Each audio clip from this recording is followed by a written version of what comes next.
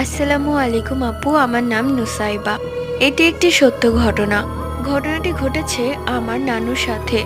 তখন আমার নানু ছোট ছিল। প্রত্যেকদিন বিকেলে নানু ও নানুর বান্ধবীরা মিলে খেলা করত। নানুদের বাড়ি থেকে একটু দূরে বড় একটা বট গাছ আছে। সেই বটতলায় মাঝে মাঝে মানুষরা বসতো।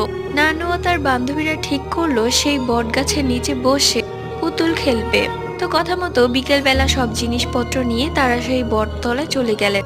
বটতলায় গিয়ে তারা সবাই মিলে পুতুল খেলছিলেন। একটু পরে নানুর মনে হতে লাগলো কেউ যেন সেই বট গাছের ওপর থেকে নানুকে দেখছে। এটা ভেবে নানু উপরে তাকিয়েছে কয়েকবার, কিন্তু কিছুই দেখা যায়নি। এরপর নানুরা বাসা চলে আসে। তারপর থেকে নানুর শরীর খারাপ, পেট ব্যথা। নানুকে একটি হুজুরের কাছে নিয়ে যাওয়া হয়। সেই হুজুর জানায় সেই বট গাছে একটি জিন থাকতো। সেই জিনটি নানুর প্রতি আকৃষ্ট হয়ে নানুর উপর ভর করে। এরপর হুজুর পানি পড়া দিয়ে